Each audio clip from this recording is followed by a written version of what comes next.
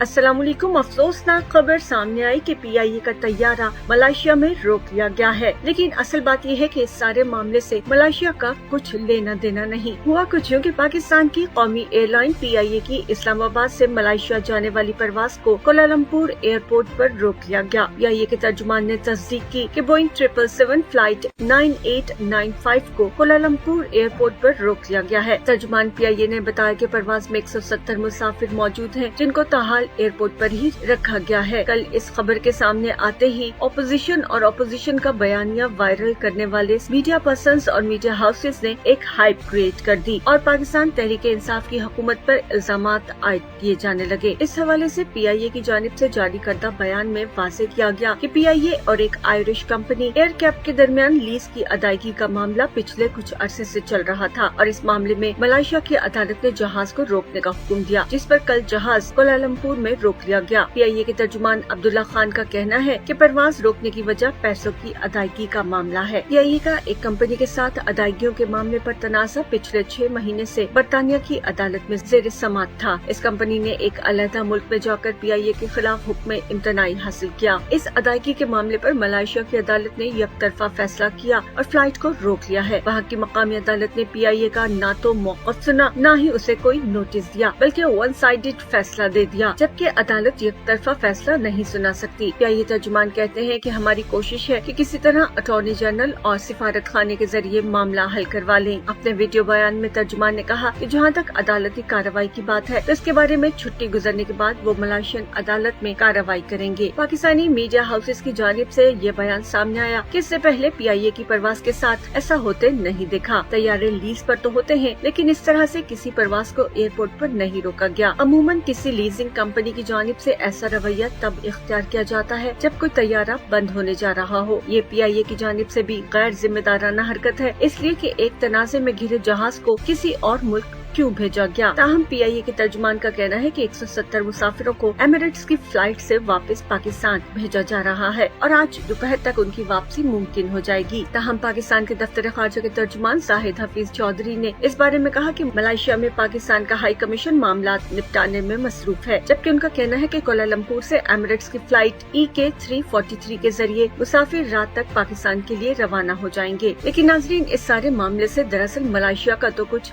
लेना देना है ही नहीं था। वज़ीर आज़म के मुआविन खुसूसी बराए सियासी रवाबित शहबाज गिल ने मुतादिद ट्वीट्स में इस वाक़े को समझाने की कोशिश की। उनका कहना है कि मलेशिया में रोका गया ये तैयारा 12 साल पहले लीज पर लिया गया था। कोरोना की वजह से ये तैयारा पिछले महीनों में ज़ेरे इस्तेमाल नहीं था और पूरी दुनिया में जैसे कोरोना की वजह से रेट कम हुए तो PIA भी उनके साथ नए रेट्स पर मुज़ाकरात कर रहा था। मलेशिया से सारे मामले का कुछ लेना देना नहीं था। न ही लीज करने वाली कंपनी मलेशिया की थी, न ही मलेशिया में कोई केस चल रहा था। अचानक से मलेशिया में स्टे ऑर्डर लेकर वहां तैयारा रोक लिया गया। शहबाज गिल ने मजीद बताया कि हमें PIA की हिमायत करनी चाहिए क्योंकि वो बचत करने की कोशिश कर रहे हैं। तनकीद करने वालों के लिए डॉक्टर शहबाज गिल ने ट्वीट की कि तनकीद करने वालों को समझना चाहिए कि अगर आपका कौमी इदारा कौमी बचत की कोशिश कर रहा है और बरतानिया में केस लड़ रहा है और लीज करने वाली कंपनी मलेशिया में स्टे ऑर्डर ले लेती है तो हमें पाकिस्तानी के तौर पर PIA की मैनेजमेंट को सपोर्ट करना चाहिए, न कि तनकीद। नाज़रीन, अब जानिए कि लीज का तरीक़ाकार क्या होता है। अमूमन जहाज 2 तरीकों से लीज पर लिए जाते हैं। एक तरीक़ाकार वो है जिसमें जहाज के साथ साथ अमला भी साथ आता है, जिसे वेट लीज कहा जाता है। दूसरा तरीका ड्राई लीज होता है, जिसके तहत सिर्फ जहाज लीज पर लिया जाता है। PIA अमूमन 6 साल के लिए लीज पर जहाज लेती है और इसका तरीका ये है कि अखबार में इश्तिहार दिया जाता है और फिर इदारा जहाजों को देखकर मुनासिब कीमत देकर खरीद लेता है। एयरकैप की बात करें तो माहाना किराए पर PIA माहाना किराए पर जहाज खरीदती है और ये तमाम तर मामलात एक मुआहदे के तहत तय होते हैं। इससे पहले PIA ने 5 ATR ड्राई लीज पर लिए थे, जबकि 2015 में मुस्लिम लीग नवाज की हुकूमत में 12 A320 जहाज खरीदे जा चुके हैं। अब अगर लीजिंग कंपनी ने इतना बड़ा कदम उठा लिया किसी तीसरे मुल्क में कि जहां ना तो वो कंपनी मौजूद है और ना ही वहां केस चल रहा है, लेकिन इसके बावजूद वहां स्टे ऑर्डर लेकर तैयारा रुकवा लिया गया, तो इसका मतलब ये है कि दोनों फरीकैन के दरमियान मामलात सुलझ नहीं पा रहे।